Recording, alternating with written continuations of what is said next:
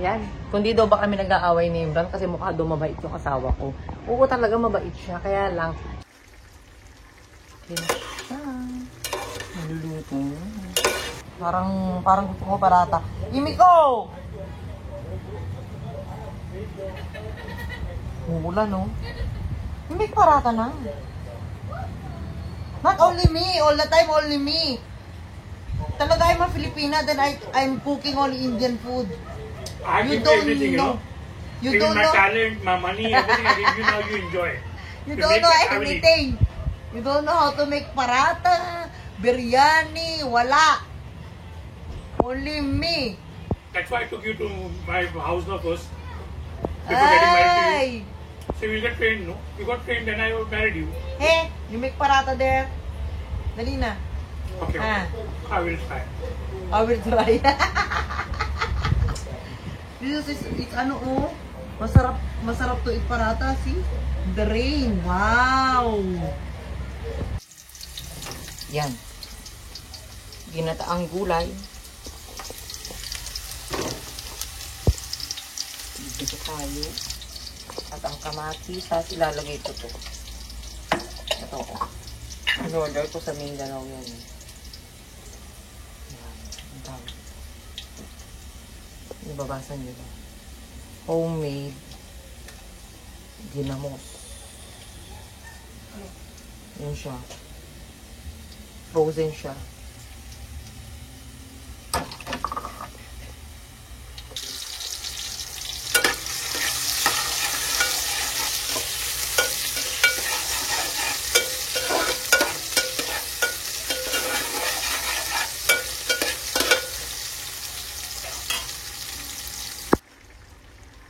Yan siya. Naluluto na.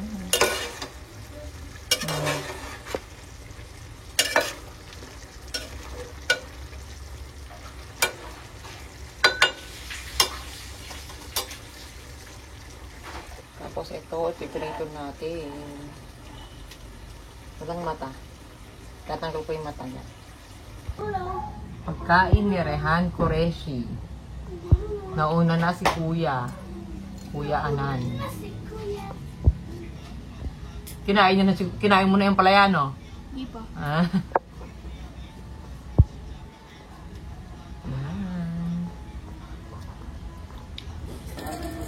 Oh, sino may sabi walang ginagawa si Imran dito? Hindi pa daw. Amy! Nabasa niya yung electric fan. Sabi ko nga, malinis pa yan eh. It's still clean, di ba? Oh. It's still clean. You just cleaned it last 2 weeks ago. Yeah, getting dirty very fast. Ano? Mami, ano 2 weeks ago? Matagal pa yun eh. Wala namang alikabok ka. 2 weeks ago. Matuto ka dyan sa daddy mo, oh. Naglilinis. Ay, wala na yata sa video. Okay lang. Mawa kasi ako ng gulaman. Yan, oh. Yun, hindi ko pa nga nahiwa. Yan. Kundi daw ba kami nag-aaway ni Imran kasi mukha daw mabait yung asawa ko. Oo, talaga mabait siya. Kaya lang, siyempre hindi maiiwasan na nagtatalo kami minsan. Lalo na kapag inagi niya akong iniinis. Yung alam niyang naiinis na ako. Tapos, mangiinis pa siya lalo. Guess niyo yun, mga misis dyan. Yung alam na nilang konting-konti na lang. Anyway, talagang mabubuisit na tayo sa kanila, mambabato na tayo ng gamit. Hindi pa nila tayo titigilan. Ganon din siya. Hindi naman siya exemption doon. Oo, mabait siya. Pero, syempre, part ng pagiging, mag-asawa, yung ganyan talaga. Yung maliliit na bagay lang naman yung pinag-aawayan namin. Hindi naman yung mga family matters. Pero, usually, ang pinag-aawayan namin, ito, makakarelate yung mga mamis dito na may mga anak. Na ako, halos magkanda labas-labas na yung litid ko sa lalamunan.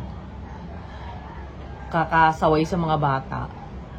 Tapos, kapag siya yung sumaway o yung sinigawan niya yung mga bata, saka ako nagagalit sa kanya, napipikon ako talaga sa kanya. Parang feeling ko ako lang may karapatan na magalit sa mga bata. Kasi iba kasi yung dating kapag siya yung nagagalit sa mga bata. Gets nyo yun? Yung, basta naiinis ako, hindi ko alam kung ako lang to ha. Nakakainis talaga kapag siya yung nagagalit sa mga bata. Yun lang naman yung pinag-aawayan namin. Mga ganung bagay, kapag yung mga bata makukulit. Tapos, pagkagalitan niya, mas magagalit ako sa kanya pag ganyan.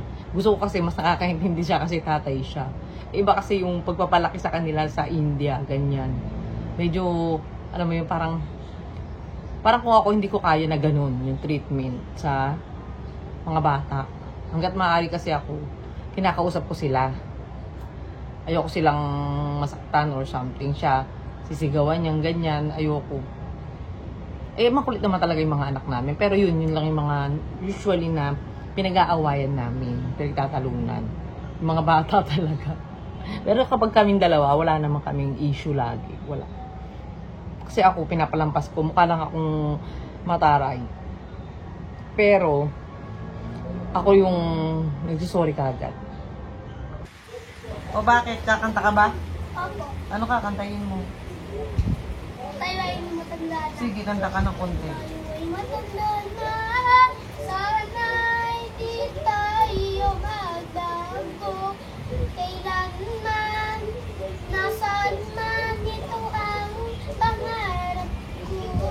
Naku, ano ba kaya ako'y akalat sa kapin? O bakit ka kumakanta? May gusto ka ano? No, May gusto kang kainin, no? Ano? sponge. Sponge. Kumuha ka doon. Ayan pala yung gusto mo, kaya kumanta ka. Kanta ka ng Arabic. Alphabet. Alifun, aun, sa, jingun, haun, dal, elin, raun, zayun, sinun, sadun, dadun. Teka lang, iho. Teka lang, bakit ganyan yung itsura ng damit mo? Ang dumi-dumi. Saan ka galing? Sa labas. Sa labas ka dyan, naglaro ka sa balcony? Magpalit ka muna ng damit. Sige. Ha? Mami, parang nakutuwit. Ay, nako, Rehan. Sabi ko, ay na naman yung suot mo. Sige mo, sikip-sikip na yan. Favorite mo talaga to. Bakit ba favorite mo yan? Ang sikip-sikip na nga. Gigilap po. O, sikip-sikip na nga. May butas na nga yun dito, oh. Oh. Sige. Ang kulit-kulit. Oh. Kulit-kulit mo. Doon ka na. Ang asim. Asim ng kilikili. Asim.